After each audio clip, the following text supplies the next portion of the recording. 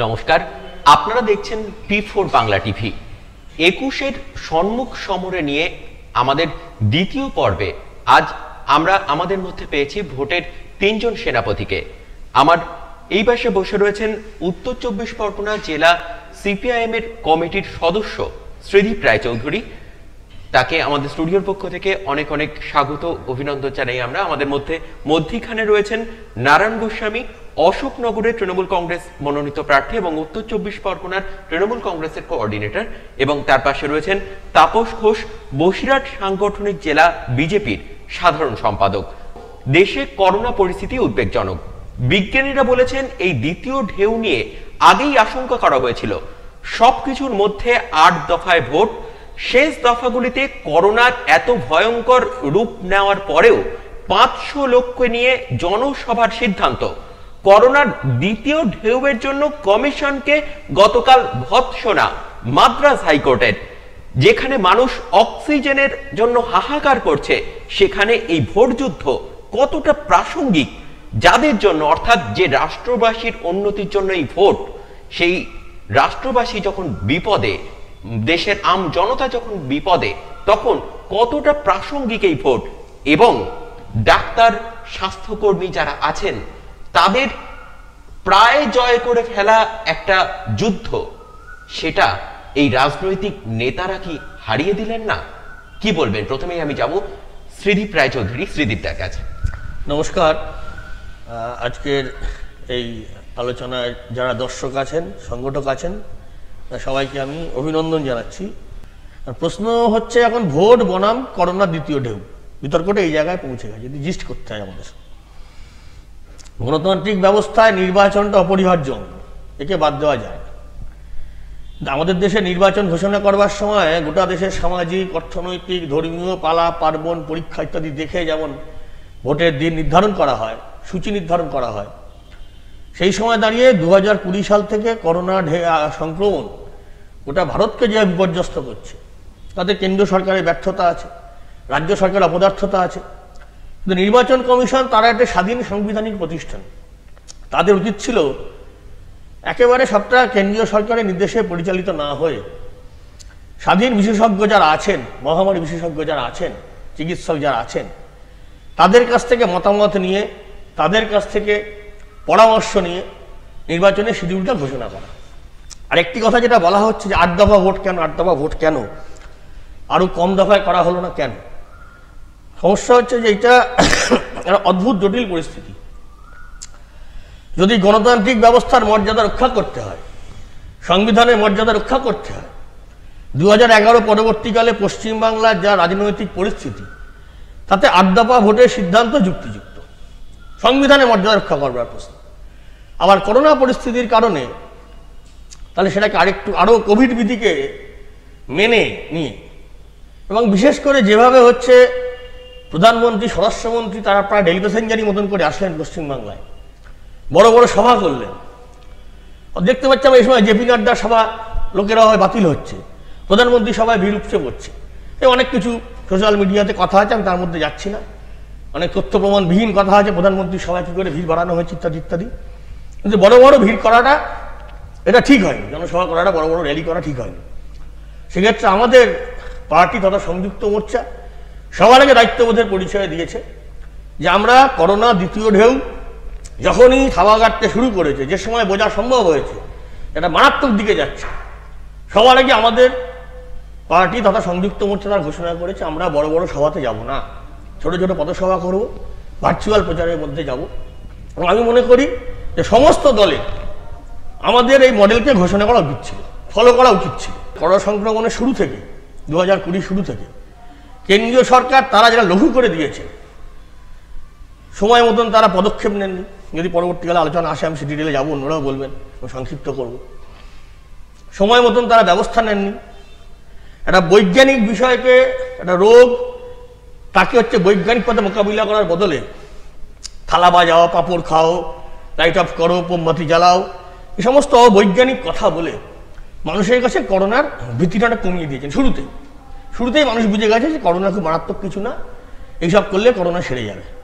ফলে শুরুতেই মানুষ যে হালকা হয়ে গেছে, তার মনের মধ্যে করোনা সংক্রান্ত ভীতিটা, এই দায় সম্পূর্ণভাবে নরেন্দ্র মোদী নেতৃত্বাধীন কেন্দ্রীয় সরকার এবং কেন্দ্রীয় সরকার পরিচালনাকারী দল বিজেপিকে তাদেরকে এই দায় নিতে হবে। এই যে পরিস্থিতি, এর জন্য অনেকটাই দায় কেন্দ্রীয় সরকারের উপরে বর্তায়, কি বলবেন? প্রথমেই আপনাদের দর্শক শ্রোতা মণ্ডলীকে আমি আমার পক্ষ থেকে অনেক অনেক প্রীতি শুভেচ্ছা অভিনন্দন জানাই। দেখুন, সবকিছুই, ভোটটাও মানুষের জন্য, মানুষের ডেভেলপমেন্ট, মানুষের জীবনযাত্রায় আরো কি করে অগ্রগতি দেওয়া যায় তার জন্য সরকার গঠন, তার জন্য গণতান্ত্রিক ব্যবস্থার প্রয়োজন, এবং সেই গণতান্ত্রিক ব্যবস্থায় মানুষের অংশগ্রহণ, দ্যাট ইজ ভোট। কিন্তু মানুষ যখন অতিমারি কবলে পড়ে, মানুষ যখন ভয়াবহতার মধ্যে পড়ে, তখন তো মানুষের জীবন বাঁচানোটাই একমাত্র কর্তব্য হওয়া উচিত। যে মানুষের জীবন, ভোট এখন না হোক 5 মাস পরে হবে, করোনার পরবর্তীকালে ভোট হবে, কিন্তু এই অতিমারি এটাকে তো মেটানো যেত।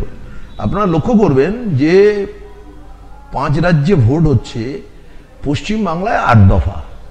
এটা নিয়ে আমাদের নেত্রী মমতা বন্দ্যোপাধ্যায়, মাননীয় মুখ্যমন্ত্রী, তিনি বারংবার নির্বাচন কমিশনের কাছে প্রথম 1 দফা 2 দফা ভোট হয়ে যাওয়ার পর থেকেই তিনি আবেদন জানিয়ে আসছেন যে বাকি দফাগুলো এই করোনার দ্বিতীয় ঢেউ আছড়ে পড়বার আগেই, বা এটাকে যাতে সেইভাবে এফেক্টিভ না হয়, করোনাতে মানুষ যাতে এফেক্টেড না হয়, সেই জন্যে যে আর 1 দফাতে ভোটটা মিটিয়ে দিন, তাহলে মানুষ অনেকটা রিলিফ পাবে। কিন্তু নির্বাচন কমিশনার, যেহেতু তারা কেন্দ্রীয় সরকার এবং বিজেপি পার্টির হাতের কিরানক, তাদের কথাতে চলে, তারা এটাকে গুরুত্ব দেননি।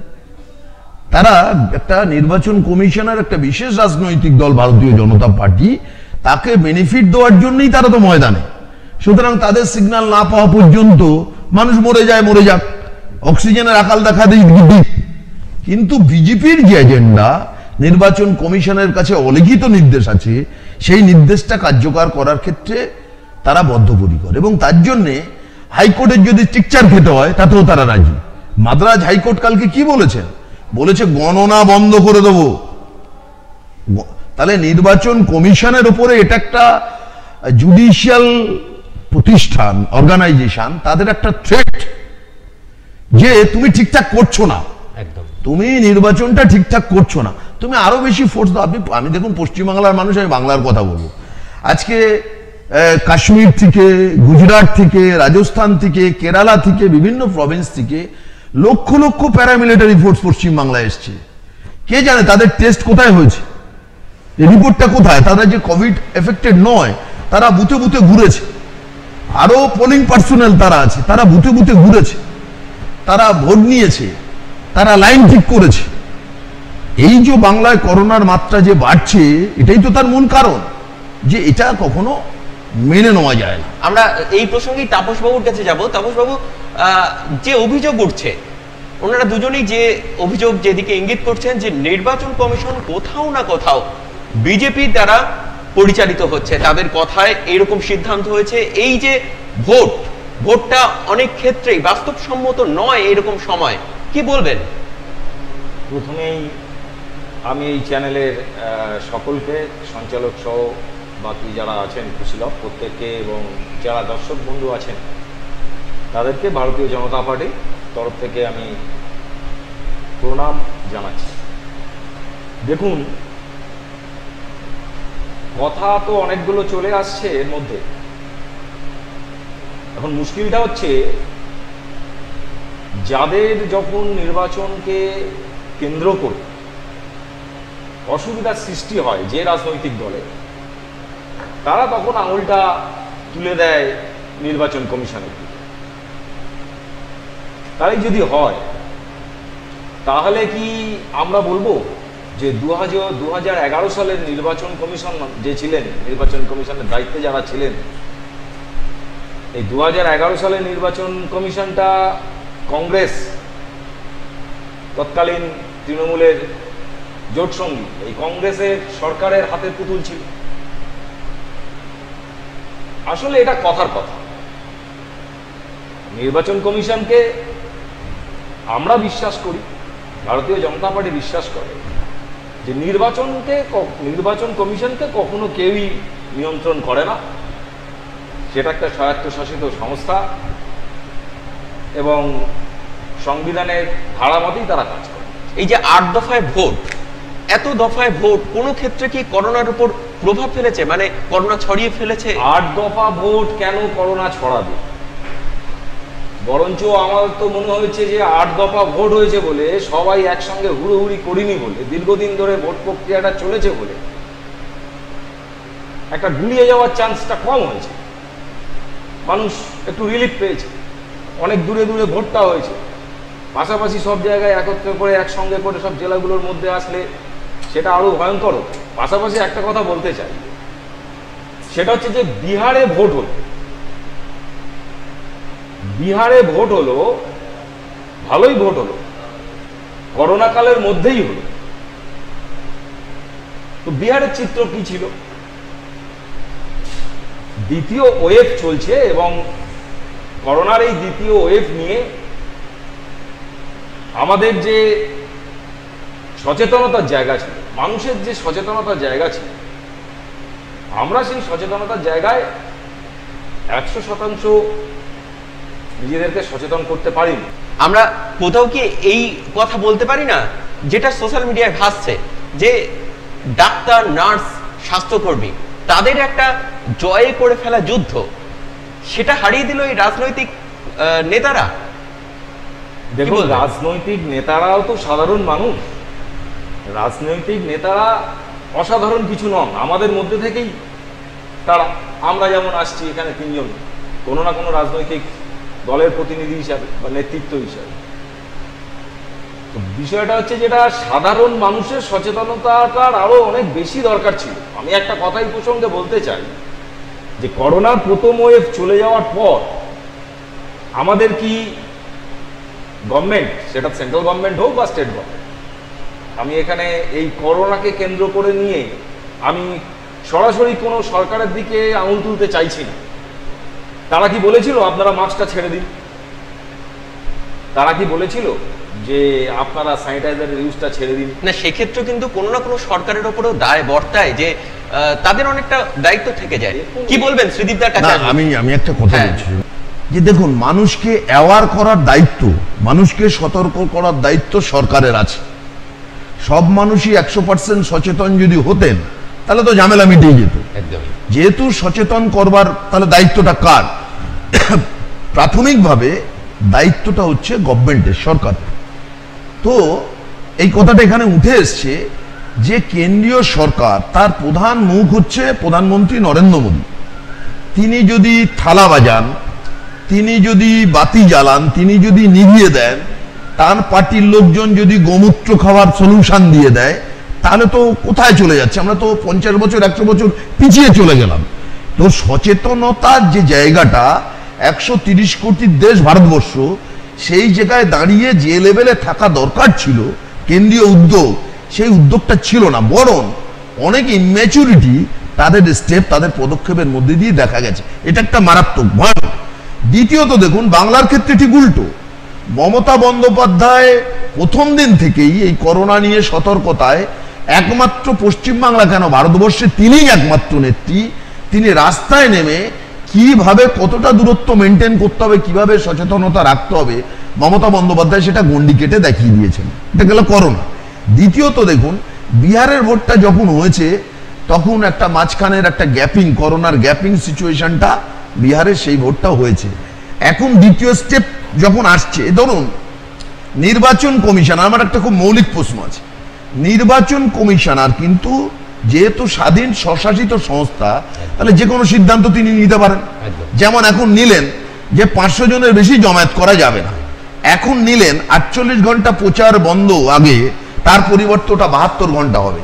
তাহলে নির্বাচন কমিশনের have to right change the schedule, schedule change করবার অধিকার নির্বাচন কমিশনের আছে। সেটা যদি থাকে, এই জায়গায় তৃণমূলের আমাদের কথা যে যদি মমতা বন্দ্যোপাধ্যায়ের অনুরোধটা মেনে তারা যদি আরো অনেক দফা করতো, ওনার সাথে আমি একমত নই, তাহলে বিভিন্ন জায়গায় শর্ট ডেটের মধ্যে ইলেকশনটা হয়ে যেত। এত স্প্রেডিং এই সেন্ট্রাল প্যারামিলিটারি ফোর্স বুথে বুথে বুথে বুথে যে ঘুরেছে, সেটা এখন দেখা যাচ্ছে কি গতকালকে যতগুলো করোনা এফেক্টেড ছিল আজকে তার থেকে বেশি, আজকে যায় করোনা এফেক্টেড হবে কালকে তার থেকে বেশি, এখন প্যারামিটারটা এইভাবে বাড়ছে। এটা যদি অনেক আগে এই নির্বাচনটা সম্পন্ন করা যেত তাহলে পশ্চিম বাংলায় এইভাবে করোনা এফেক্টেড হতো না। তার নির্বাচন কমিশনার এখন প্রশ্নটা যেহেতু মমতা বন্দ্যোপাধ্যায় রিকোয়েস্টটা করেছেন যে দফা কমিয়ে ফেলুন করোনার জন্য, আমরা কোনো ফেসিলিটিস পেতে চাই না। আমরা তৃণমূল কংগ্রেস পশ্চিম বাংলায় আমরা কোনো ফেসিলিটিস নির্বাচন কমিশনের কাছে পেতে, আমাদের ফেসিলিটিসটা কি পাবলিক ফেসিলিটিসই আমাদের ফেসিলিটিস, আমরা সেইটা চেয়েছি। এখন নির্বাচন কমিশনের কাছে বক্তব্য, যেহেতু মমতা বন্দ্যোপাধ্যায় কথাটা বলেছেন, এই কথাটা যদি মমতা ব্যানার্জি না বলে বিজেপির কোনো বন্ধুরা বলতেন তাহলে হয়তো ওনারা বিবেচনায় আনতেন। আমরা শ্রীদীপদার কাছে যাব।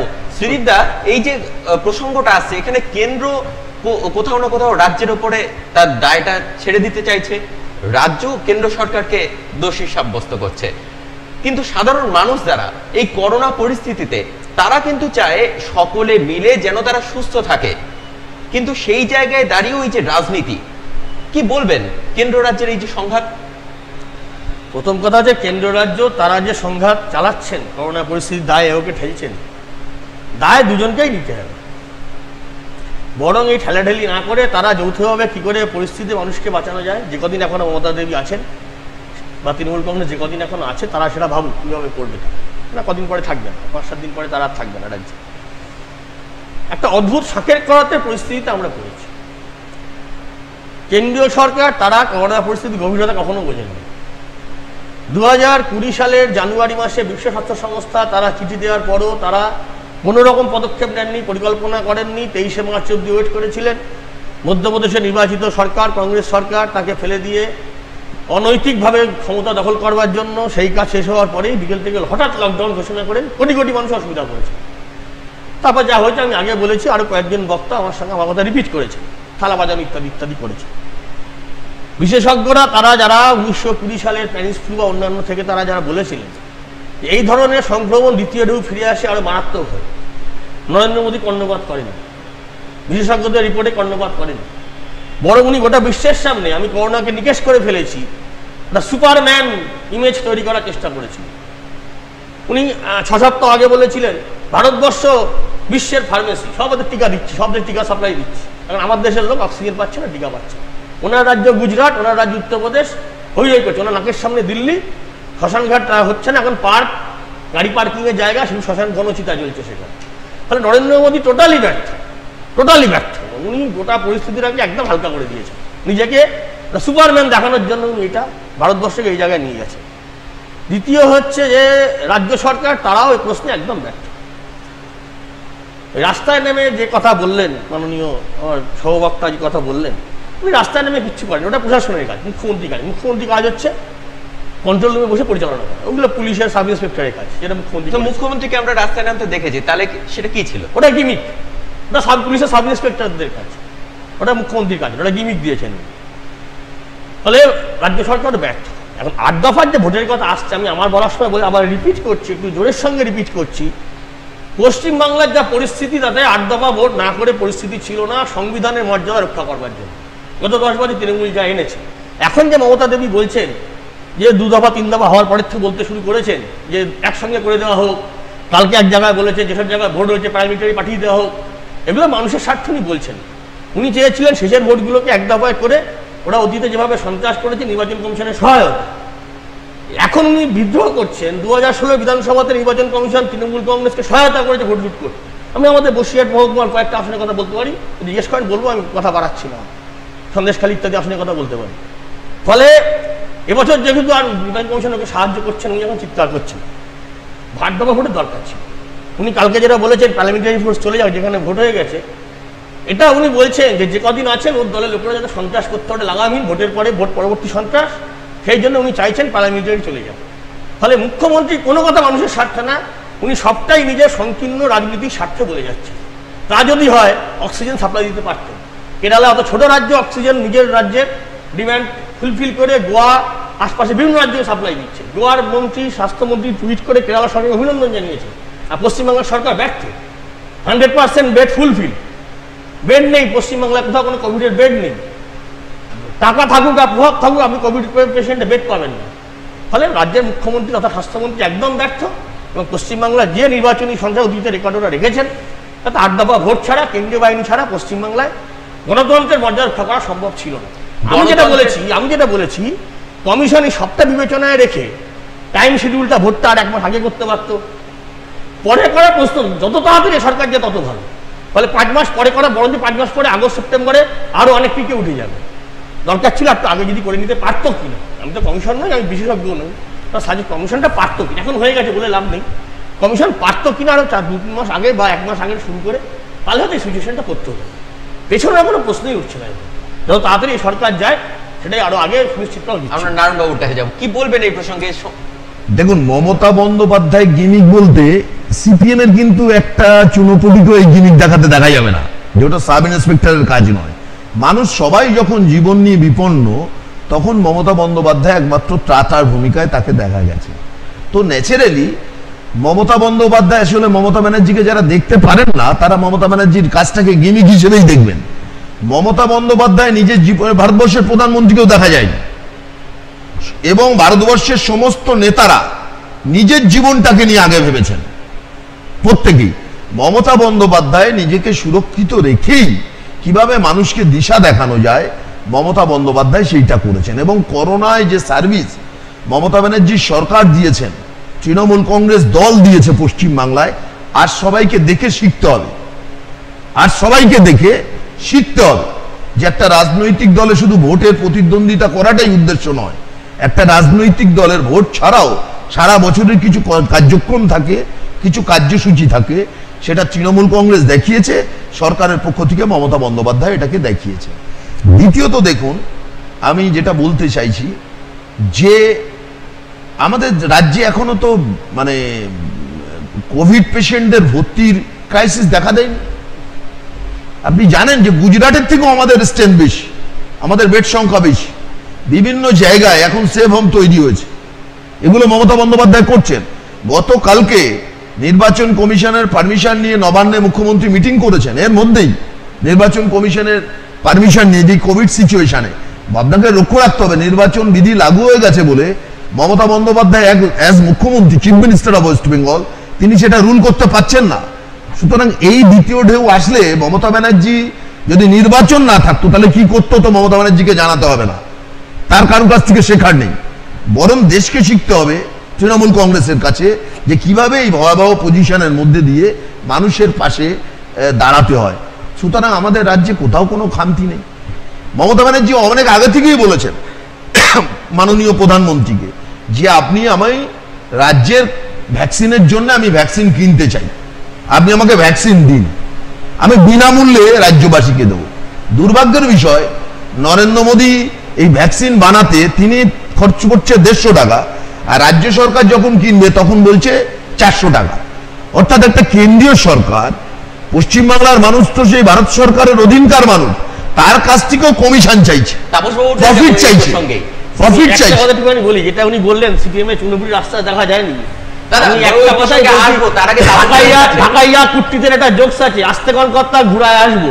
সারা রাজ্যের মানুষ দেখেছে সিপিএম এর চুনপুটি, রুই কাতলা, মৃগেল, তারা স্যানিটাইজ করা থেকে খাবার পৌঁছে দেওয়া থেকে এভরিথিং করেছে। তৃণমূল কাউকে দেখা যায়নি, বরং আমফানের পরে তাদেরকে হচ্ছে দুর্নীতি করতে দেখা গেছে, চাল চুরি করতে দেখা গেছে, কিচ্ছু দেখা যায়। তাপস বাবুর কাছে যাবো। তাপস বাবু, যে কথাটা উঠছে ভ্যাকসিন নিয়ে কেন্দ্রীয় সরকার এই পরিস্থিতিতেও তারা ব্যবসা করছে, কি বলবেন? একটা অসত্য এবং মিথ্যা প্রচার। আপনারা অনেকেই দেখেছেন যে কেন্দ্রীয় স্বাস্থ্যমন্ত্রী আজকের একটা 4 পাতার রিপোর্ট বার করেছে।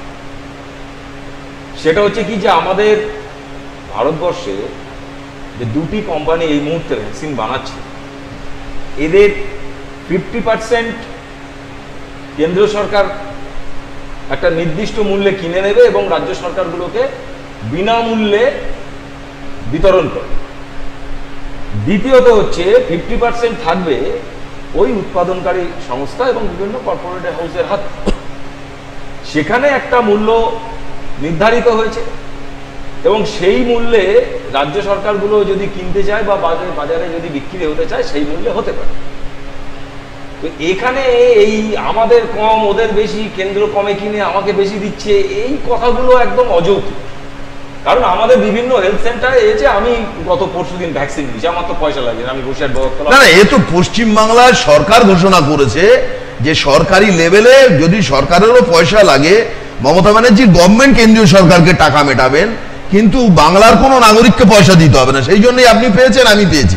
আমার প্রশ্ন হচ্ছে, কেন্দ্রীয় সরকারের পশ্চিমবাংলার মানুষের প্রতি দায় আছে কি নেই? যদি থাকে তাহলে প্রোডাকশন কস্টে পশ্চিমবাংলার বাসী তারা কেন সেই ভ্যাকসিন পাবে না?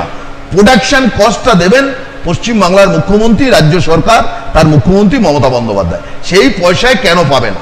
প্রোডাকশন কস্ট যদি 150 টাকা হয়, তাহলে কেন্দ্রীয় সরকারের পশ্চিমবাংলার বাসী, যেহেতু এরা ভারতবর্ষেরও বাসিন্দা, তাদের কথাটা মেনে এই 150 টাকায় যাতে রাজ্য সরকার ভ্যাকসিন পায় তার ব্যবস্থা করা উচিত। মাননীয় মোদীকে তার ব্যবস্থা করাটা উচিত। এটাই কোথাও না কোথাও কেন্দ্র রাজ্য সংঘাত, কোথাও না, এটা কোনো কেন্দ্র রাজ্য সংঘাত নয়। এই আলোচনাগুলো হচ্ছে ভোটের সংঘাত। আমি একটু সাহায্য করি ওনাকে। 7টা রাষ্ট্রায়ত্ত সংস্থা টিকা বানায়, যাদেরকে নরেন্দ্র মোদী টিকা বানানোর বরাদ দেননি, পারমিশন দেননি। হ্যাঁ, সেটা নিশ্চয়ই কেন্দ্রীয় সরকারের কোনো একটা নীতি থাকতে পারে।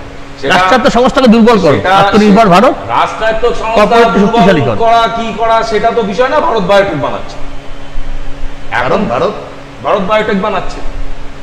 এখন বিষয়টা হচ্ছে সেটা হচ্ছে যে আমি এই যে আলোচনাটা যেটা হচ্ছে, এই যে টিকা নিয়ে, দেখুন টিকা সমস্ত রাজ্য সরকারগুলো বিনামূল্যে পাচ্ছে, এবং দুর্ভাগ্যজনক হলেও সত্যি বেশ কিছু রাজ্য সরকার তারা টিকা ঠিক মতন প্রিজার্ভ করতে পারেনি, ফ্রিজিং করার ভুলের কারণে নষ্ট হয়ে গেছে।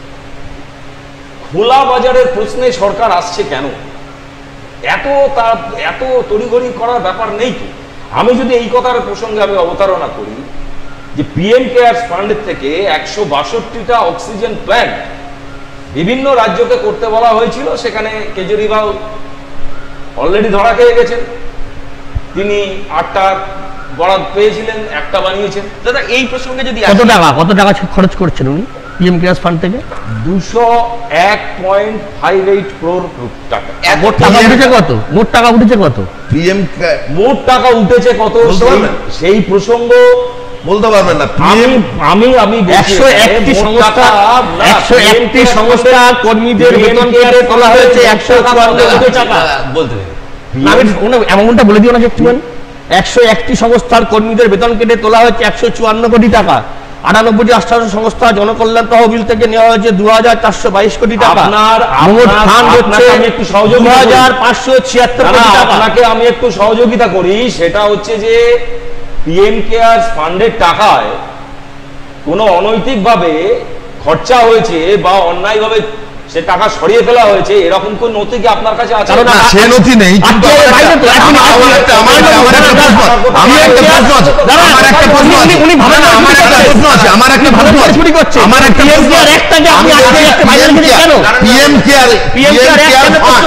পিএম কেয়ার ফান্ড নিয়ে ধরুন মোদিজি স্বচ্ছতার প্রশ্ন বলে, তাহলে পিএম কেয়ার কে কেন আরটিআই অ্যাক্টের বাইরে রাখা হলো?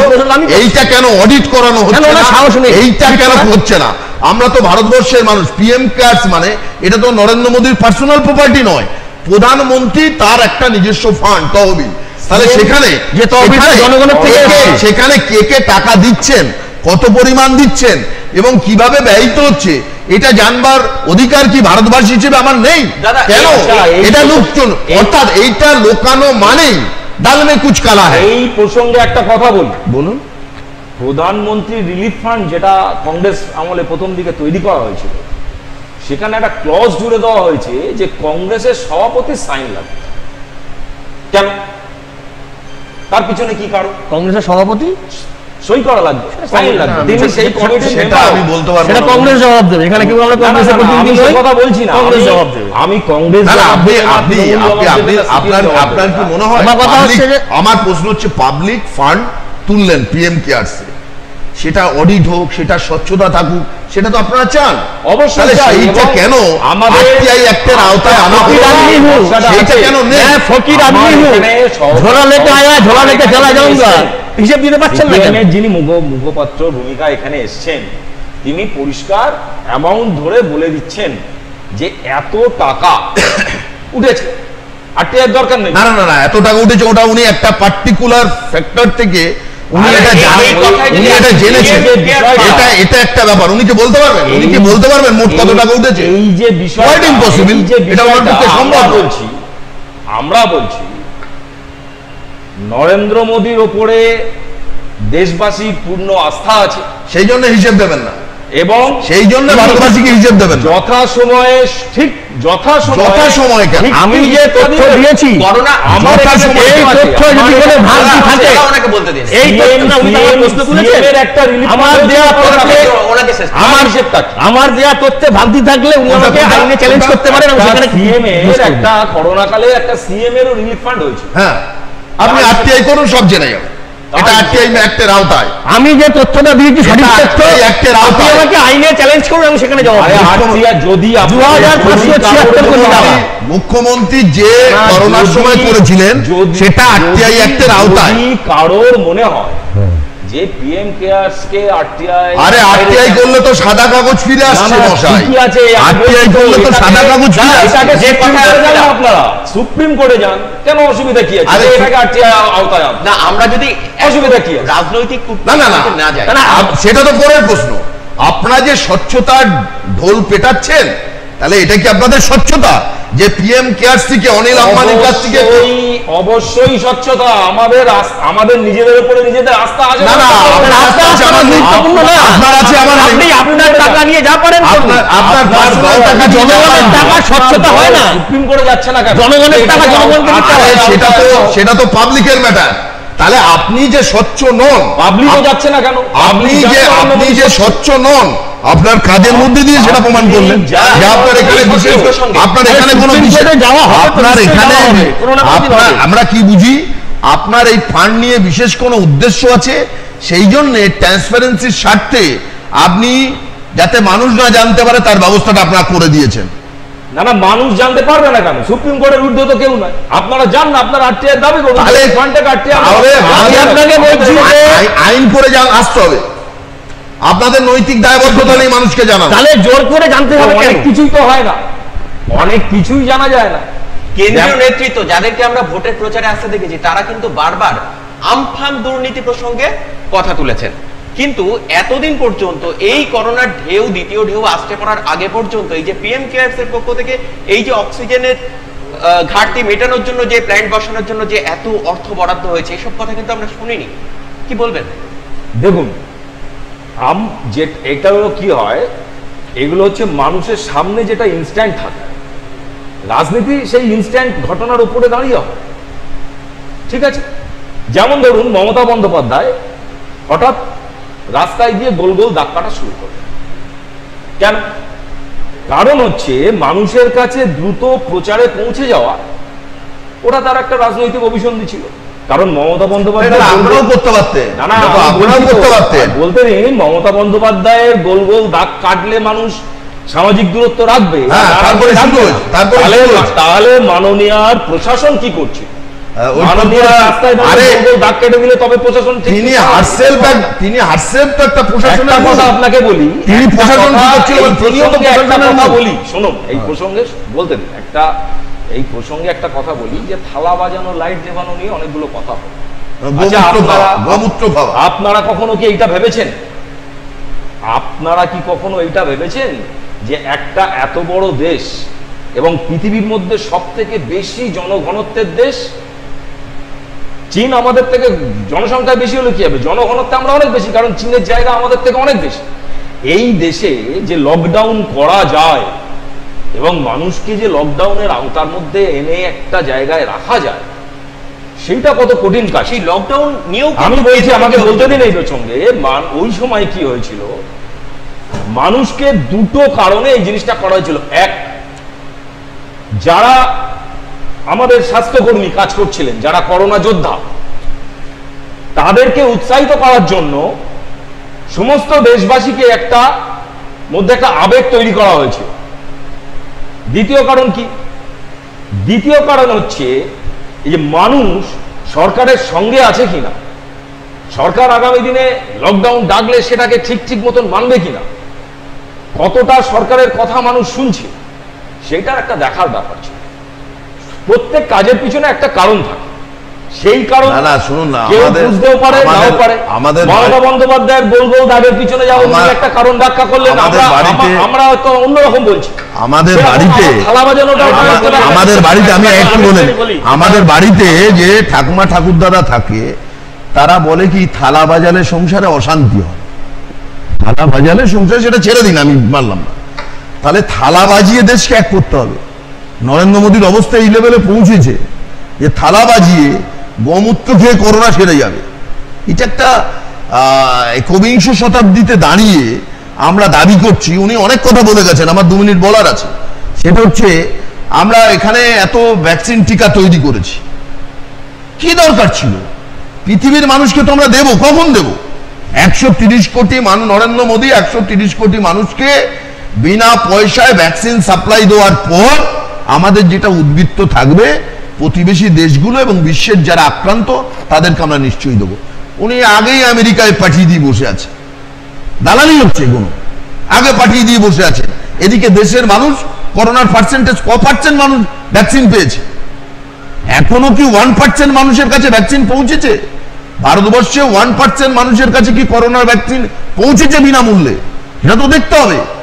আমি ভ্যাকসিন তৈরি করেছি, আমার একটা ফার্মেসি হয়ে গেছে ভারতবর্ষ, এর তো কোনো মূল্য নেই। এ তো বাণিজ্যিক দৃষ্টিভঙ্গি দিয়ে আপনি এটা জিনিস করেছেন, পৃথিবীর বাজারে আপনি এটাকে বিক্রি করছেন, সবার কাছে আপনি গুডবুকে থাকবেন। তাই আপনার এইটা এত বড় প্রবাবিলিটি, সম্ভাবনাময় ক্ষেত্র, যেখানে সম্পূর্ণ 130 কোটি ভারতবর্ষীকে নিরাপত্তা দেওয়া যেত, নিরাপদ স্বাস্থ্য ব্যবস্থা দেওয়া যেত, তা সত্ত্বেও নরেন্দ্র মোদী তার দেশবাসীর কথা ভাবেননি, তিনি বিদেশিদের কথা ভেবেছেন। সেই জন্য তিনি এক্সপোর্ট করেছেন।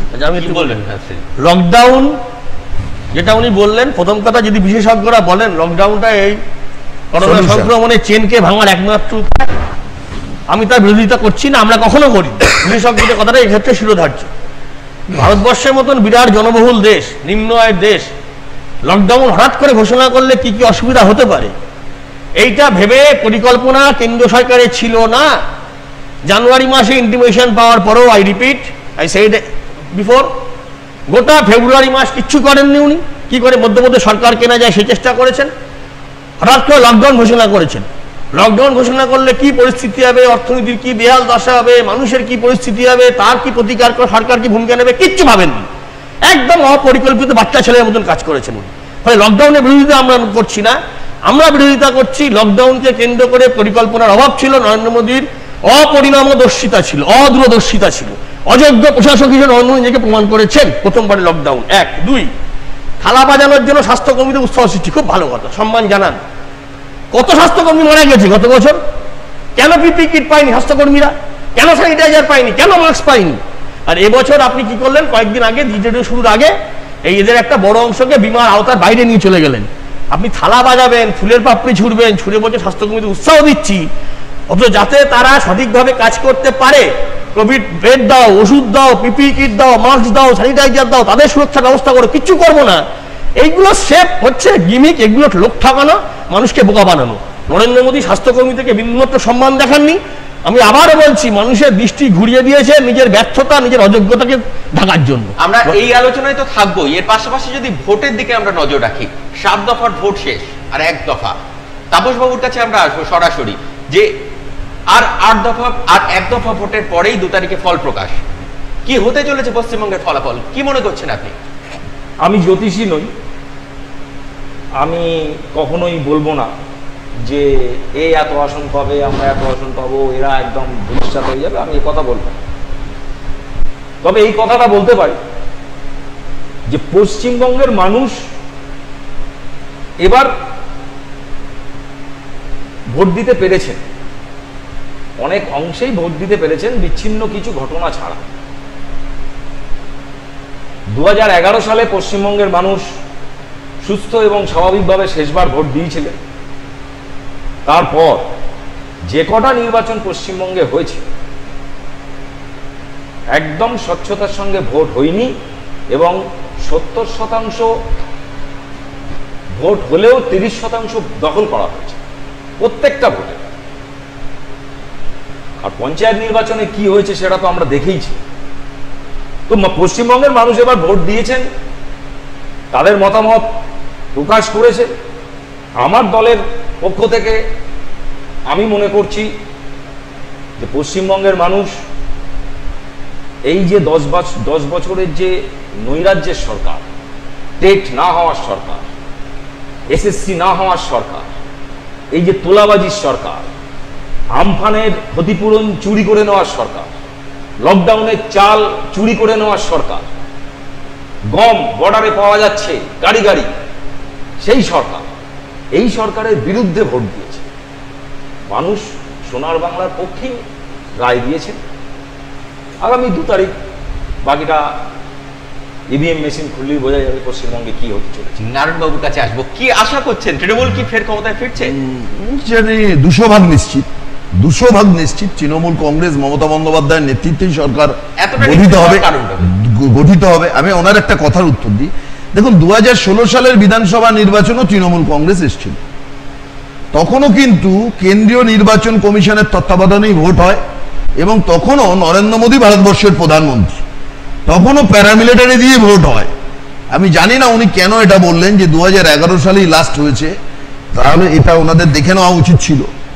দ্বিতীয়ত হচ্ছে, এবারে দেখুন পশ্চিম বাংলার মানুষ বিজেপিকে কোনোদিন মনে প্রাণে গ্রহণ করেনি, করবেও না। এটা বাংলার বঙ্গীয় সংস্কৃতি আছে, বাংলার একটা পরম্পরা আছে। ভারতীয় জনতা পার্টিটা পশ্চিম বাংলার মানুষ মনে করে যে এটা আমাদের পার্টি নয়, এটা একটু ওই পশ্চিম ভারতের পার্টি, একটু গুজরাটিদের পার্টি, এটা রাজস্থানীদের পার্টি, এটা বাংলার পার্টি নয়। কারণ ওনাদের যে কার্যবিধি, ওনাদের যে কার্যকলাপ, ওনাদের যে সেটা বাংলার সঙ্গে যায় না। এই ধরুন পশ্চিমবাংলার এই ভোটে আপনি তো দেখলেন, আপনারা দেখেছেন যে বাইরে থেকে প্রধানমন্ত্রী, স্বরাষ্ট্রমন্ত্রী জেপি নাড্ডা, কৈলাস বিজয়বর্গী, 100 নেতা মন্ত্রী এসছেন। মানে গোটা কেন্দ্র গত 1-1.5 মাস আর দিল্লিতে ছিল না, পশ্চিমবাংলায় পড়েছিল, কলকাতায় পড়েছিল। সঙ্গে সিপিএম কংগ্রেস ভাইজানের জোট, সঙ্গে আবার সেন্ট্রাল এজেন্সি আছে, সিবিআই, ইনকাম ট্যাক্স, ইডি, পত্রপত্রিকার একটা বড় মিডিয়া। লড়াই করতে হবে কার বিরুদ্ধে? একমাত্র মমতা বন্দ্যোপাধ্যায়ের বিরুদ্ধে, সর্বশক্তি নিয়ে। 2016 সালেও হয়েছিল। 2016 সালে ত্রিদীপ বাবুরা শ্যাডো মন্ত্রিসভা গঠন করে ফেলেছিলেন, কিন্তু হয়নি। মানুষ মমতা বন্দ্যোপাধ্যায়তে ছিল, মমতা বন্দ্যোপাধ্যায় আছে, মমতা বন্দ্যোপাধ্যায় দিয়ে থাকবে। মমতা বন্দ্যোপাধ্যায় আগামী দিনে 200-র বেশি আসন নিয়ে 2 তারিখে দেখবেন মমতা ব্যানার্জি পশ্চিমবাংলার মুখ্যমন্ত্রী। বঙ্গীয় সংস্কৃতির সঙ্গে বিজেপির সম্পৃক্ততা কি বলবেন? দেখুন, আজকে এই কথাটা মনে হচ্ছে, তার কারণ বিজেপি তৃণমূলের প্রধান প্রতিপক্ষ হিসেবে দাঁড়িয়েছে বলে। মমতা বন্দ্যোপাধ্যায়ের তৃণমূল কংগ্রেসের জন্মলগ্নের পর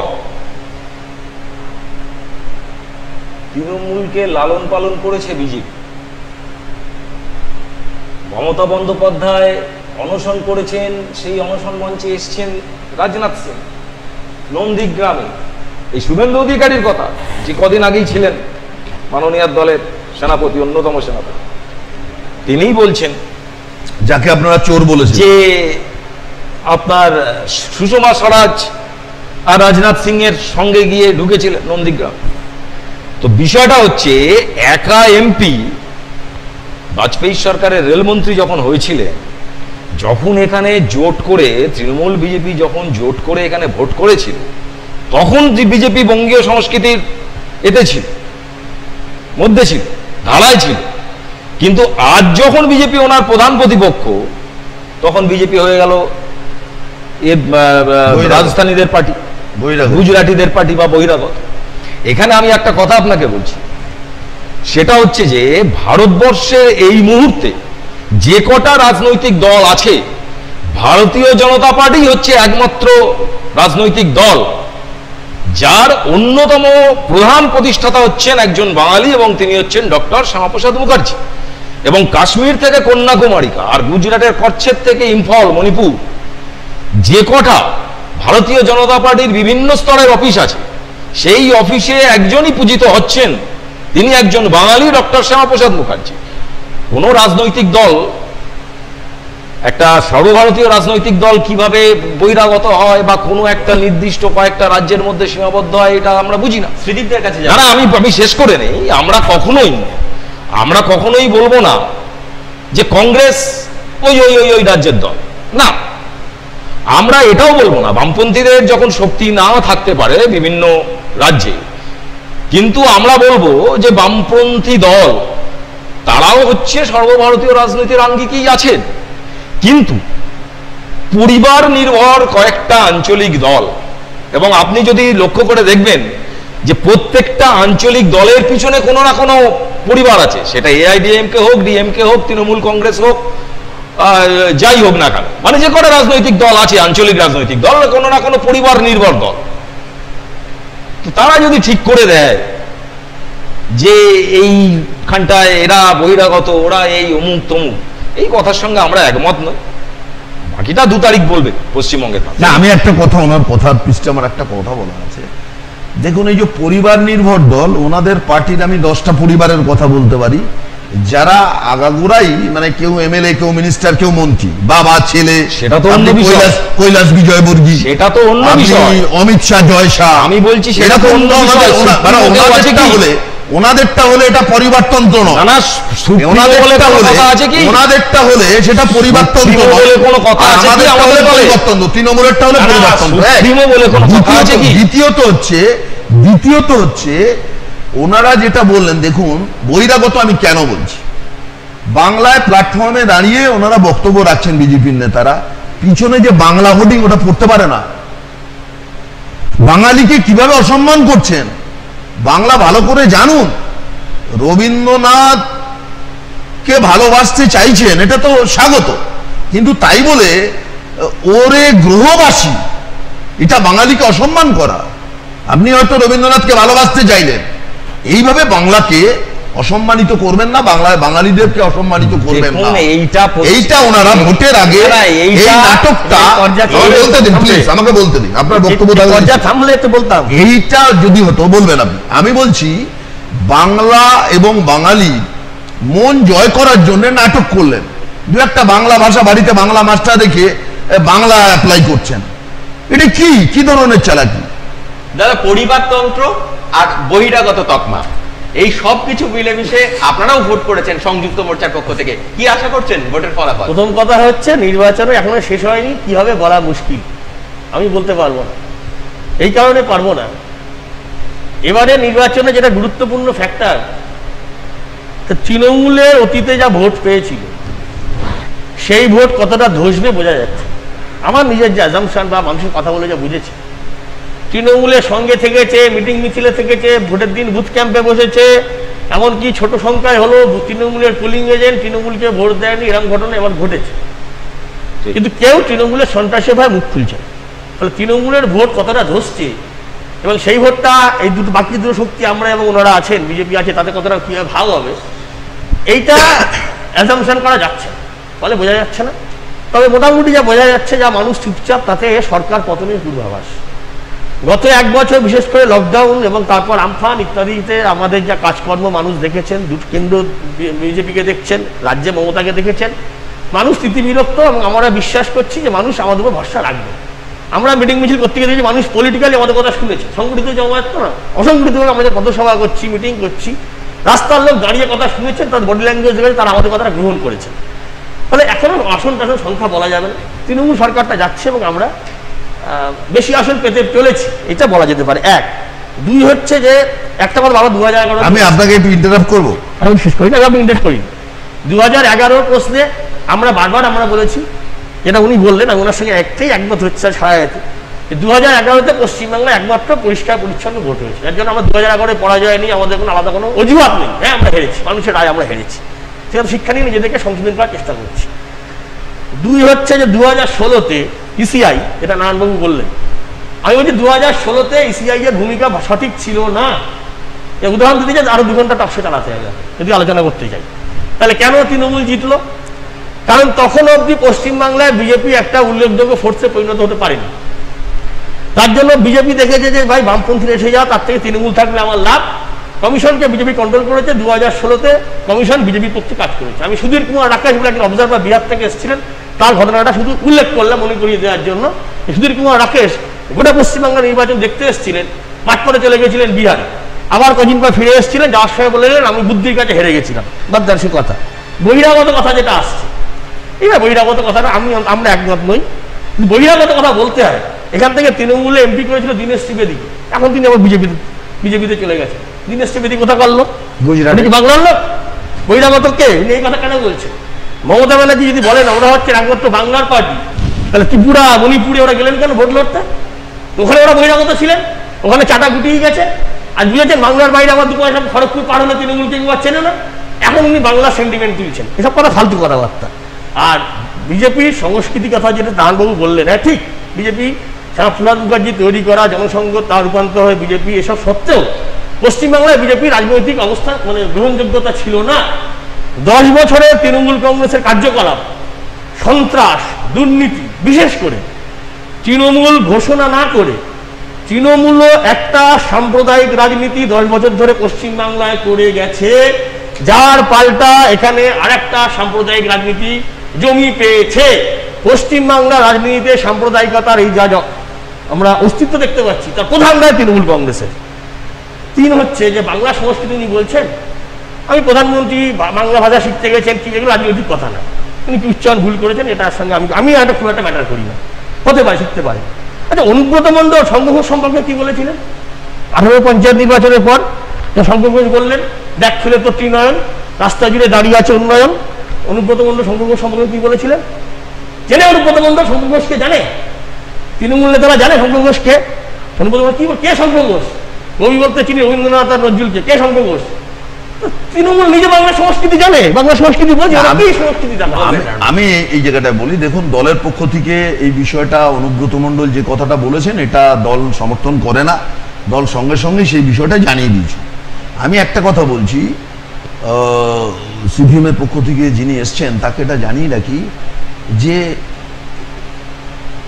সিপিএম কোথায়, পশ্চিমবাংলায় যত দিন যাচ্ছে সংযুক্ত মোর্চা বলুন সিপিএম বলুন, সিপিএম এর অবস্থাটা এত খারাপ চোখ ফেটে জল বেরিয়ে আসে। 34 বছর যারা পশ্চিমবাংলায় রাজ্য চালালো তাদের এখন সিম্বল আর পতাকা ভাইজান আব্বাস সিদ্দিকীর ভাইজানের কাছে বন্ধক রাখতে হয়েছে। মানে কি করুণ পরিস্থিতি। যারা চরম একটা উগ্র মৌলবাদী দল তার কাছে সিপিএম পার্টির পতাকা এবং সিম্বল বন্ধক রাখতে হয়েছে। এটা হচ্ছে সিপিএম এর অবস্থান। এবারে আমাকে বলতে দিন কখনো তৃণমূলের মিটিং এসে বক্তব্য রাখেন। তোয়া সিদ্দিকী তার ধর্মীয় জলসায় কি বলছেন ওটার দায় তৃণমূল কংগ্রেসের নয়। তোয়া সিদ্দিকী ব্যক্তি, তোয়া সিদ্দিকী তার প্ল্যাটফর্ম, তার সংগঠন আছে, তিনি সেখান থেকে কি বলছেন সেটা তার ব্যাপার। কিন্তু এবার আব্বাস সিদ্দিকীর মতো লোকের কাছে আপনাদের সিম্বল বাঁধা রাখতে হয়েছে। মানে সিপিএম যে 34 বছর 1977 থেকে 2011 সাল পর্যন্ত যারা সরকার চালিয়েছে তাদের পরিস্থিতি। আমি ওনাদের শ্রীদীপ বাবুকে জানিয়ে রাখি যে সিপিএম সংযুক্ত মোর্চা ওই ভাইজান এইসব জোট করে বাংলায় 30-এ পৌঁছতে পারবে না। এবং আমি ওনাকে বলি যে ওনার দলের নেতা বিমান বাবু ক্ষমতা দখলের স্বপ্ন দেখেন না। উনি দেখেন বিমান বাবু সূর্যকান্ত মিত্র বাংলায় ক্ষমতা দখলের স্বপ্ন দেখে না। এখন 30-এ সংযুক্ত মোট সিপিএম কংগ্রেস আর ভাইজানের জোট 30টার দোরগোড়ায় পৌঁছতে পারবে না। এই 30 না হোক 130 হবে। আপনার আমরা যাই থাকি না কেন আমাদের পার্টি থাকবে, তৃণমূল সরকার থেকে চলে যাবে, একসঙ্গে দলটা থাকবে না। আগামী দিনে পশ্চিমবাংলার রাজনীতি হবে বিজেপি ভার্সেস আমাদের লড়াই হবে, তৃণমূল থাকবে না। দাদা এই যে আইএসএফ এর সঙ্গে জোট, এখানে শ্রীদীপ বাবু আপনাকে বলি 34 বছর আমরা ক্ষমতায় ছিলাম না, কংগ্রেস আমরা ক্ষমতায় ছিলাম 98 থেকে 2011 আমরা ক্ষমতায় ছিলাম না, কিন্তু আপনাদেরকে আমরা ক্ষমতা থেকে উৎখাত করেছি মানুষকে সঙ্গে নিয়ে গণতান্ত্রিক বিপ্লবের পথে। আপনাদের না, বিজেপির সাথে আমাদের জোট ছিল না 2011 সালে ছিল না, 2011 সালে ছিল না। কি বলছেন আপনি দাদা? এই যে এই ভোটে সিপিআইএম আইএসএফ এর সঙ্গে জোট করায় সিপিআইএম এর যারা আদি সমর্থক তারা কি জোটের পক্ষে আছে? প্রাথমিকভাবে একটা বিভ্রান্তি ছিল সে বিভ্রান্তি আমরা কাটিয়ে উঠতে পেরেছি। বিশেষ করে আব্বাস সিদ্দিকী তার জনসভাগুলোতে যে ভাষণ রেখেছেন, রুটি রুজির প্রশ্ন এবং সমাজের একদম প্রান্তিক পিছিয়ে পড়া মানুষের অধিকারের প্রশ্নে কথা বলেছেন, তার বাইরে উনি কোনো কথা বলেননি, কোনো ধর্মীয় কথা বলেননি, কোনো উগ্রতার কথা বলেননি। এইটা একটা বিরাট অংশের মানুষকে আকৃষ্ট করেছে। তাহলে শেষ পর্যন্ত কি সেই ভোটগুলো জোট প্রার্থী পেয়েছেন? জোট প্রার্থী পেয়েছে। আর একটা প্রশ্ন এই প্রসঙ্গে বলা ভালো, সঞ্চালনা করছি সেই তবে একটা কথা বলে রাখি, এই যে পেয়েছেন বলাটা কি মানে স্টে কথা, চটের মধ্যে কি আমি ভোট দিয়ে দেখা যায় না, আমাদের মানুষের কথা বলে তার বডি ল্যাঙ্গুয়েজ থেকে অনুমান পেয়েছি।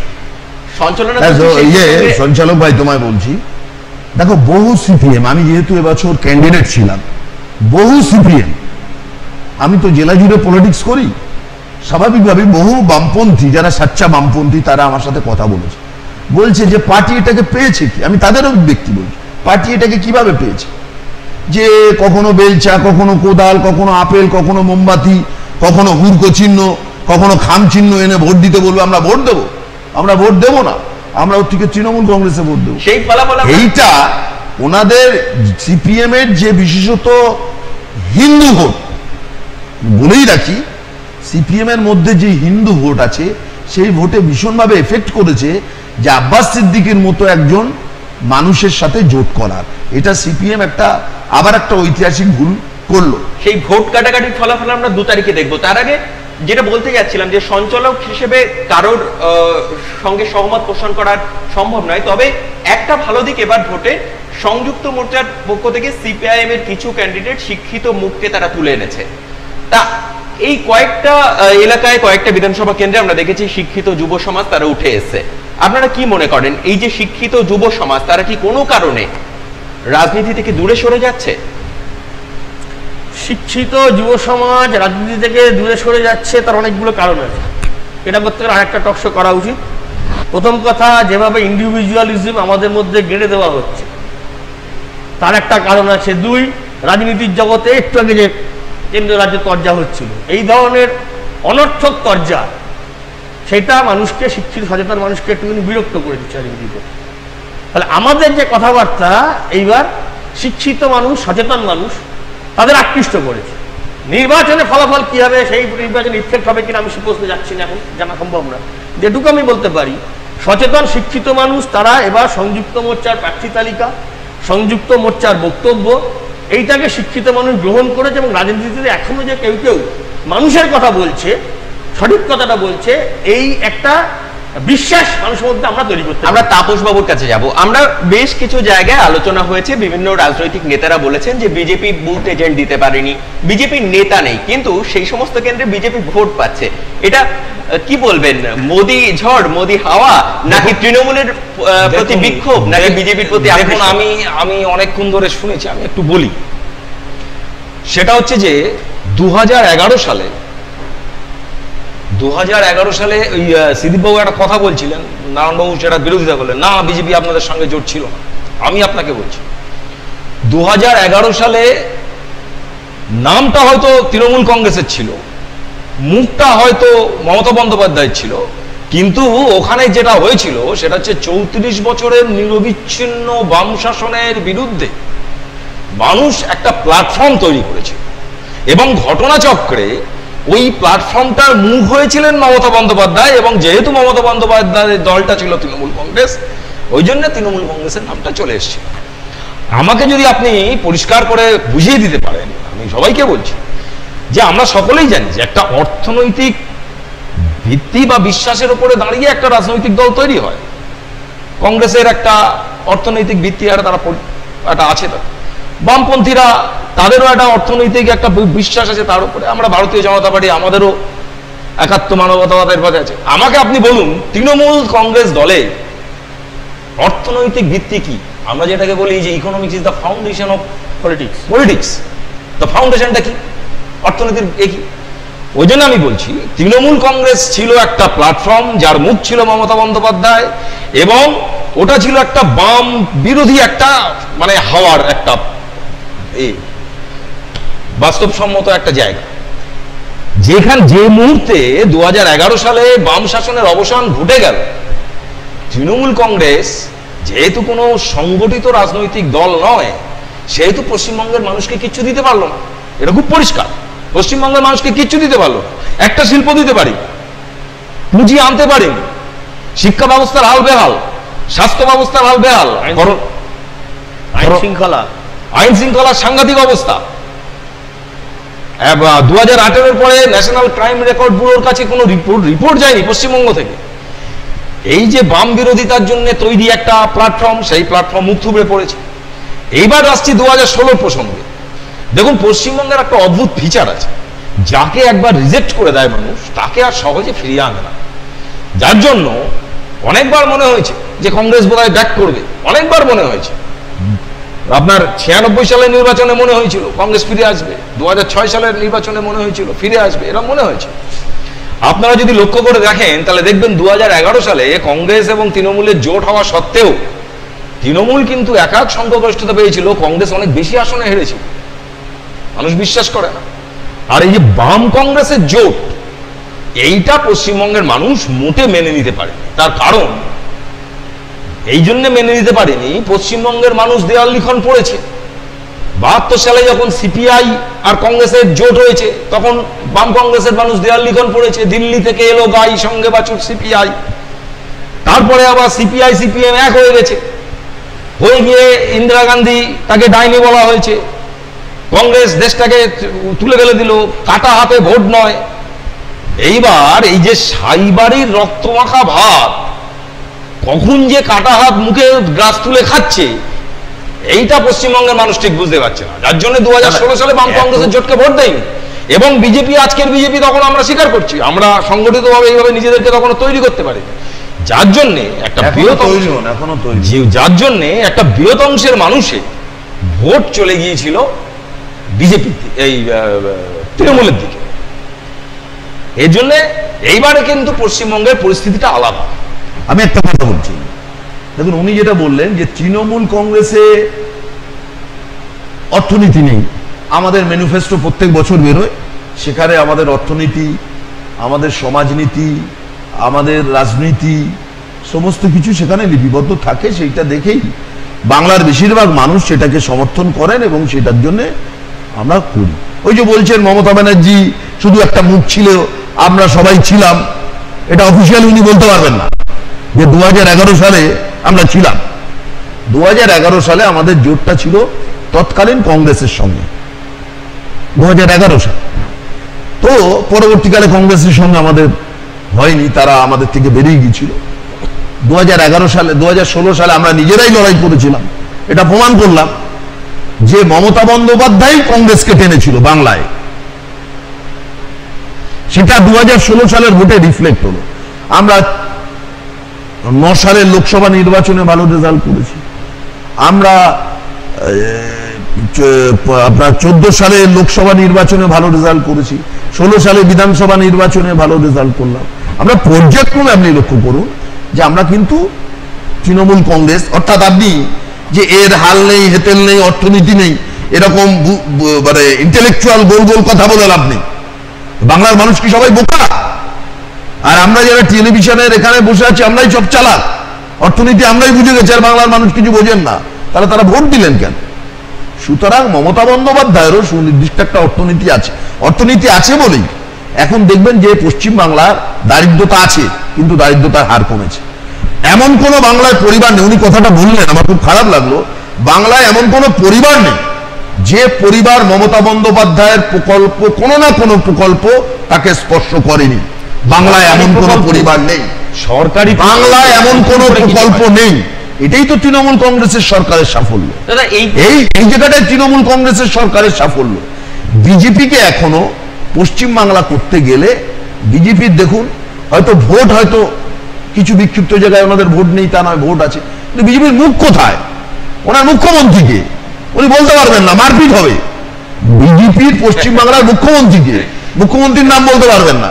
এই বাংলা শুভ নববর্ষের ক্যালেন্ডার বের করার মতো, যে সোমবারে দিলীপ ঘোষ, মঙ্গলবারে সায়ন্তন বসু, বুধবারে স্বপন দাশগুপ্ত, শনিবারে মুকুল রায়, রোববার ছুটি, ওদের মুখ্যমন্ত্রীর দরকার নেই, করতে পারবেন না।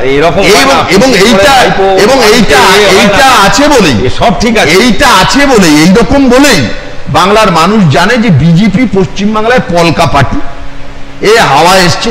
দেখুন আমি ওনাকে আবারও বলি, উনিও সজীব বাবু একটা কথা বলে গেছেন, আমি ওইটাই বলছি, এটা 19 সালের লোকসভা নির্বাচন নয়, এ নির্বাচন পার্লামেন্টের ভোট নয়, ভারতবর্ষের ভোট নয়, বাংলার ভোট, বাঙালির ভোট, বাংলার নিরাপত্তা, বাংলার সুরক্ষা, বাংলার উন্নয়নের ভোট। যে হাওয়া নরেন্দ্র মোদী 2019 সালে ভারতবর্ষ ব্যাপী পেয়েছিলেন, এখন এটা রিভার্স করে ঠিক সেই হাওয়া মমতা বন্দ্যোপাধ্যায় পশ্চিম বাংলার ক্ষেত্রে মমতা ব্যানার্জি সেই বেনিফিটটা পাবেন, যেহেতু তিনি সর্বক্ষেত্রে পশ্চিম বাংলায় কাজ করেছেন। আমি দুঃখ পেলাম যে বসিরহাটের হাসপাতাল, সুপার ফেসিলিটি হাসপাতালকে ওনার চোখে পড়লো না, শিক্ষা ব্যবস্থা অবৈতনিক করে দিলেন, এটা কি ওনার চোখে পড়লো না? আমূল সংস্কার হয়েছে সর্বক্ষেত্রে, সব জায়গায় আমূল সংস্কার হয়েছে। এবার আমাদের নতুন সরকার তৈরি করবো আমরা 200% নিশ্চিত। আমাদের এবারে লক্ষ্য কর্মসংস্থান। দাদা এই যখন হয়েছে, মুখ্যমন্ত্রীর পায়ে লাগলে নন্দীগ্রাম থেকে পিজিতে আসতে হলো কেন? রাস্তা কোনো ট্রিটমেন্ট হলো না? কি স্বাস্থ্য ব্যবস্থা করেছে?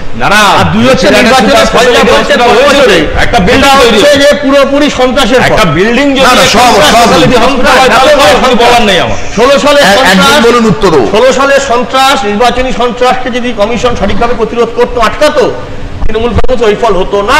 আমি আবার রিপিট করছি কথা, যাক আপনারা ভালো রেজাল্ট করুন, দেখুন ততদিন যেন দলটা উঠে না যায়।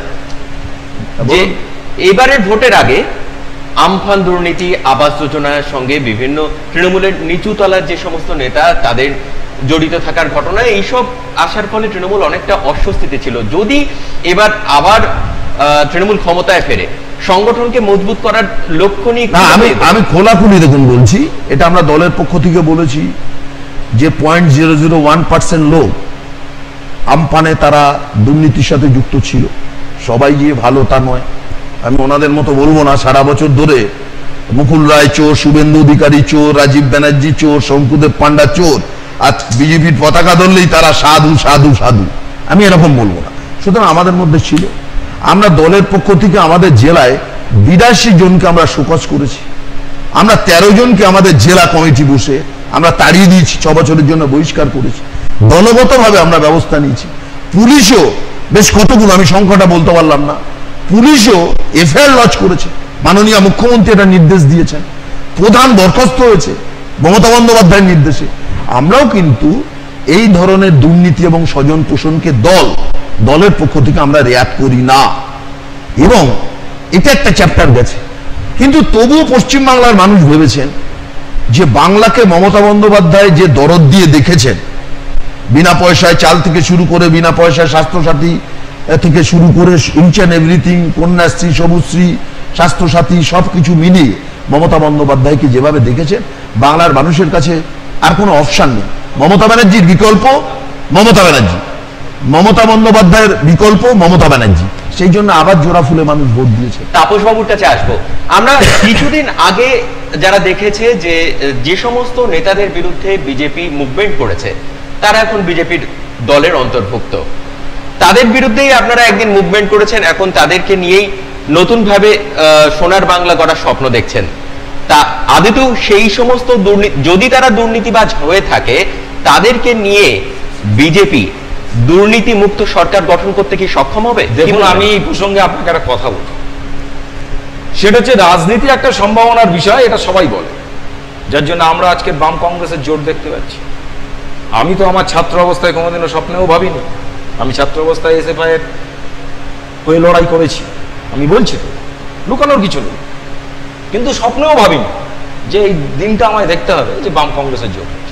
আবার পাশাপাশি মমতা বন্দ্যোপাধ্যায় বাজপেয়ীর হাত ছেড়ে দিয়ে এবং মোদী মুখ্যমন্ত্রী হওয়ার পরে মমতা বন্দ্যোপাধ্যায় তাকে ফুলের তোড়া পাঠালেন, এইসব ঘটনা ভুলে গিয়ে মোদীর এত বিরুদ্ধাচরণ করবেন শুধুমাত্র ক্ষমতা ধরে রাখার প্রশ্নে, এটাও আমরা কখনো ভাবি। রাজনীতি সম্ভাবনার বিষয়, রাজনৈতিক বিষয়টা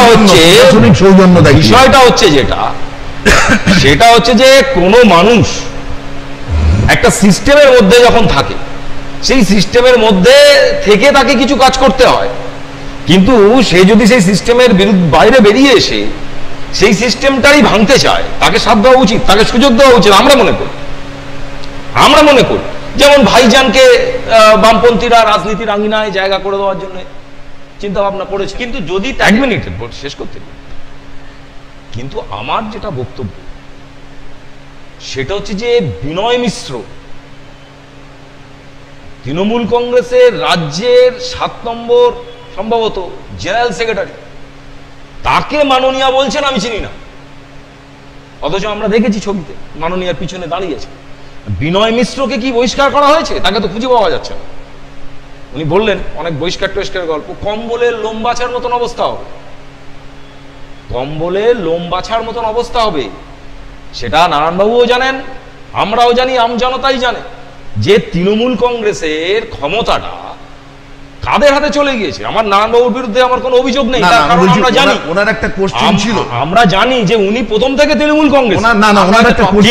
কিন্তু এটাও ঠিক, শেখ শাহজাহান কি সেই লড়াইয়ের দিনে নারায়ণবাবুর সাথী ছিল? আমার এখানে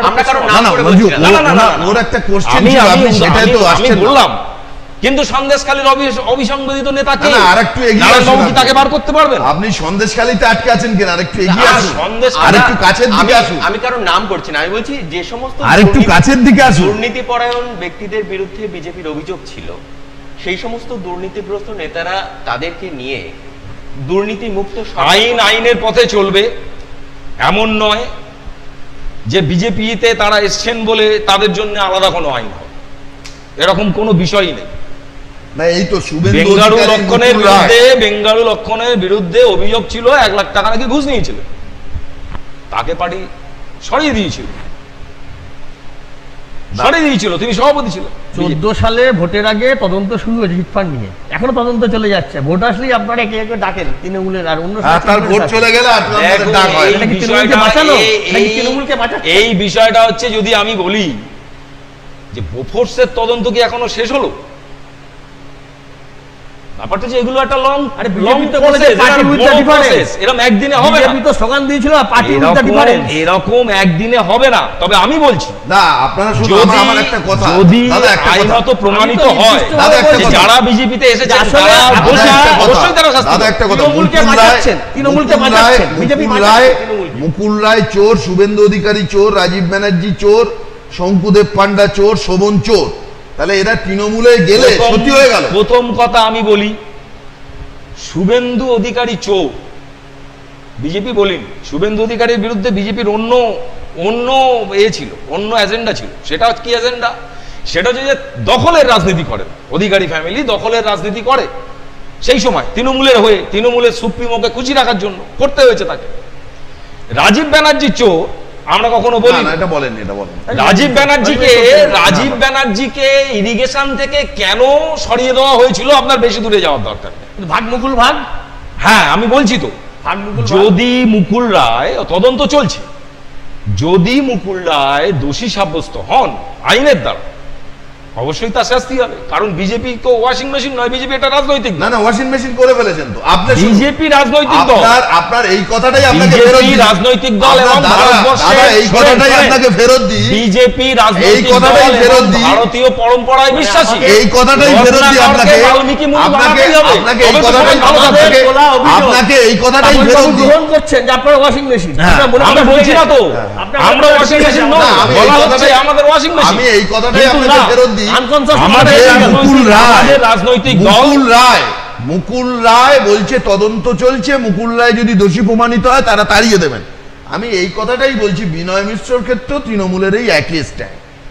রাজীব ব্যানার্জির প্রসঙ্গে যারা বলছিলাম যে রাজীব ব্যানার্জিকে ইরিগেশনের মন্ত্রী থেকে কেন সরিয়ে দেওয়া হলো, বেশি দূরে যাওয়ার আপনার দরকার নেই, 12-13 কিলোমিটার দূরে এই ইরিগেশন অফিস আছে বসিরহাট, ওই যেখানে ওই ঠিকাদাররা বসে সেখানে একটু কান পাত। আমরা তাদেরকেই দলে নিয়েছি যারা মানুষের পাশে দাঁড়িয়ে কাজ করতে, মানুষের জন্য কাজ করতে। মুকুল রায় খারাপ, তাহলে তৃণমূল কংগ্রেসে যতদিন মুকুল রায় ছিলেন মমতা বন্দ্যোপাধ্যায় বলেননি কেন যে মুকুল খারাপ, মুকুল চোর? আমরা বিরোধী রাজনীতি দল হিসাবে আমরা কারুর পান থেকে চুন খসলে আমরা তো চেঁচামেচি করবই, এটা সব রাজনৈতিক দলের এটাই থাকে। কিন্তু মমতা বন্দ্যোপাধ্যায় যিনি সততার প্রতীক, তিনি কেন সরিয়ে দেননি? তিনি কেন 12টা দপ্তর দিয়ে শুভেন্দু অধিকারীকে বসে রেখে দিয়েছিল, শুভেন্দু চোর বার করে দাও। আসলে এগুলো কোনো বিষয় না। বিষয়টা হচ্ছে সেটা হচ্ছে সমস্ত গল্পটাই হচ্ছে নিজের রাজনৈতিক অস্তিত্বকে বজায় রেখে দেওয়ার লড়াই, আর কিছু। দেখ, আপনারা দাদা এখনো তৈরি হন, এখনো সেটা 2 তারিখে বাকি, শুনুন, সেটা 2 তারিখে এখনো তৈরি হন। আমরা আসামে আমাদের 4টে এমএলএ ছিল, আমরা একদম শেষ পর্যায়ে এসেছি। একটা প্রশ্ন করতে চাই, সেটা যে কুণাল ঘোষ যখন পুলিশ হেফাজতে ছিলেন তখন উনি চিৎকার করে বলেছেন পুলিশ গাড়ি পিটিয়ে ওনার কথা পাঠ করার চেষ্টা করেছে। উনি বলেছেন যে এই সারদা কেলেঙ্কারিতে সব থেকে বেনিফিট হচ্ছে মাননীয়া। আজকে তৃণমূল কংগ্রেস কুণাল ঘোষ সম্পর্কে সেই মন্তব্য সম্পর্কে কি অবস্থান কি তার? না, অবস্থান কি সেটা তো কুণাল ঘোষই এক্সপ্লেনেশন দিয়েছেন, কুণাল ঘোষই সেটা এক্সপ্লেনেশন দিয়েছেন। ওটা তো কুণাল ঘোষই দেবেন, ওটা আর আমি দেবো না। আপনাদের দলীয় মুখপাত্র তিনি আজকে দলীয় মুখপাত্র, এখন তিনি কি বলছেন সেটা খেয়াল করুন, এখন তিনি কি বলছেন সেটা খেয়াল করুন, এটুকুই আমার বলা। আমরা একেবারে শেষ পর্যায়ে এই আলোচনা যদি আমরা চালাতেই থাকি, চলতেই থাকবে। আগামী 2 তারিখের দিকে আমরা নজর রাখবো। পাশাপাশি আমাদের সকলের পক্ষ থেকে আপনাদের কাছে আবেদন, দেশের করোনা পরিস্থিতি উদ্বেগজনক। এই পরিস্থিতিতে আপনারা সচেতন থাকুক এবং দেশ এবং জাতিকে রক্ষা করতে আমরা সকলে মিলে সংঘবদ্ধভাবে করোনার বিরুদ্ধে লড়াই করি। আমরা আমাদের 3টি দলের পক্ষ থেকে, 3টি রাজনৈতিক দলের পক্ষ থেকে যারা উপস্থিত আছেন তাদের কাছে অনুরোধ করব, আজ এই পর্দায় যারা আপনাদের দেখছেন তাদের কাছে করোনা সচেতনতার বার্তা পৌঁছে দেওয়ার মাধ্যমে আমরা আজকের এই অনুষ্ঠান সমাপ্ত করব। প্রথমেই তাপস বাবুর কাছে যাব। আমি মানুষকে বলবো, দর্শক বন্ধুদের বলবো যে করোনার থেকে বাঁচার জন্য সব থেকে যেটা ভালো পন্থা সেটা হচ্ছে যে আত্মসচেতনতা। নিজেরা সচেতন হন, পরিবার পরিজনকে সচেতন করুন, প্রতিবেশীকে সচেতন করুন। অবশ্যই আমরা এই করোনার বিরুদ্ধে জয়লাভ করব। ভারত অনেক লড়াইতে অনেকভাবে জয়ী হয়েছে, করোনার বিরুদ্ধে লড়াইতেও জয়ী হবে। এই কথা বলে সকলকে শুভেচ্ছা জানিয়ে নমস্কার। না, আমি শ্রোতা দর্শকদের উদ্দেশ্যে একটাই কথা বলতে চাই যে করোনা অতি মহামারীর দ্বিতীয় ঢেউ আবার আমাদের ভারতবর্ষে এসছে, পশ্চিম বাংলাতেও এফেক্টেড। আমাদের সচেতন হওয়া ছাড়া আমাদের সামনে কোনো বিকল্প নেই। দয়া করে ভিড়ভাট্টায় যাবেন না, নিজের সুরক্ষা নিজের কাছে, নিজের পরিবারের লোককে সুরক্ষিত করুন, দূরত্ব বজায় রাখুন, মাস্ক স্যানিটাইজার পরুন, টিকা নেবেন, টিকার জন্য ভয় পাবেন না এবং যতদূর সম্ভব খোলামেলা জায়গায় থাকবার চেষ্টা করবেন। দিনে 8-10 গ্লাস জল খাবেন এবং একটু যে সমস্ত ভিটামিন টাইপের যে খাবারগুলো, সেইগুলো যেগুলো রোগ প্রতিরোধক শক্তি যার মধ্যে আছে সেই খাবারগুলো নেওয়ার চেষ্টা করবেন। এই কথা বলবো এবং বারবার বলবো যে সচেতনতা, এই সতর্কতা, এটা আমাদের ভীষণভাবে জরুরি, যেগুলো করোনা থেকে আমাদেরকে নিবৃত্ত করতে পারে। আপনারা সবাই সুস্থ থাকুন। শ্রীদীপদা, আমাদের এক বাঙালি কবির একটা লাইন সকলকে মনে রাখতে অনুরোধ করব, মন্বন্তরে মরিনি আমরা, মারি নিয়ে ঘর করি। অতীতেও বাংলা এরকম অনেক রোগের প্রাদুর্ভাবকে পরাস্ত করে বাঙালি জাতি টিকে থেকেছে, এটাও আমরা টিকে থাকবো, বেঁচে থাকবো। কিন্তু করোনাকে পরাস্ত করতে গেলে এই যুদ্ধে প্রথম প্রয়োজন আমাদের সচেতনতা, সতর্কতা। ফলে খুব কারণ ছাড়া, জরুরি প্রয়োজন ছাড়া বাড়ির বাইরে বেরোনো না বেরোনোই ভালো। 1, 2, বাড়ির বাইরে বেরোলে অবশ্যই মাস্ক ব্যবহার করব, মাঝে মধ্যে সাবান জল দিয়ে হাত ধোবো, বিশেষ করে যখন হাত আমরা নাক মুখের কাছে আনবো। যেখানে সাবান বা জল পাওয়ার অসুবিধা আছে সেখানে হ্যান্ড স্যানিটাইজার ব্যবহার করব। মাস্ক ব্যবহারের ক্ষেত্রে আমাদের একটা দুর্বলতা আমরা দেখেছি, আমরা ভাবি বোধহয় পুলিশ বা প্রশাসন তাকে তার শাস্তির হাত থেকে বাঁচার জন্য আমাকে মাস্কটা ব্যবহার করতে হবে। অনেকে পকেটে নিয়ে ঘুরে বেড়াচ্ছি, কানে ঝুলিয়ে ঘুরে বেড়াচ্ছি, থুতনির নিচে রাখছি, পুলিশ দেখলেই তাড়াতাড়ি নাকে আটকে নিচ্ছে। আমি বলছি এটা যারা করছেন তারা বীরত্ব দেখাচ্ছে না, তারা বোকামো করছে। মাস্ক ব্যবহার করতে হবে পুলিশের হাত থেকে বাঁচার জন্য না, মাস্কটা ব্যবহার করতে হবে আপনার নিজেকে বাঁচানোর জন্য, আপনার পরিবারকে বাঁচানোর জন্য। আর শেষ যেটা বলবো, কার থেকে কে সংক্রামিত হবে বলা মুশকিল। তাহলে আপনি যেমন সতর্ক থাকবেন, আপনার পাশের কোনো মানুষ যদি স্বাস্থ্যবিধি লঙ্ঘন করে চলে তাকে আপনি বাধ্য করুন, তাকে অনুরোধ করুন, বা দরকার হলে দল বেঁধে তারপর চাপ সৃষ্টি করুন যেন তিনি অবশ্যই স্বাস্থ্যবিধিগুলো মানেন। যদি কোনো রকম অসুস্থতা বোধ করেন, অকারণ আতঙ্কিত না হয়ে নিজের ডাক্তারি নিজে না করে কাছাকাছি কোনো চিকিৎসকের সঙ্গে যোগাযোগ করে তার পরামর্শ মেনে চলুন। সবাই আমরা ভালো থাকবো, সুস্থ থাকবো, একসঙ্গে আমরা করোনাকে হারিয়ে আবার একটা সুন্দর পৃথিবীতে সবাই রাস্তায় মিলিত হব। নমস্কার।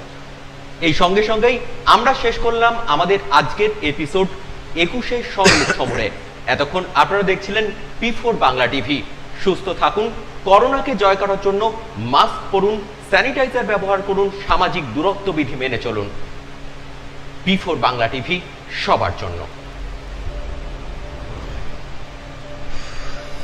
একটু এ দাও।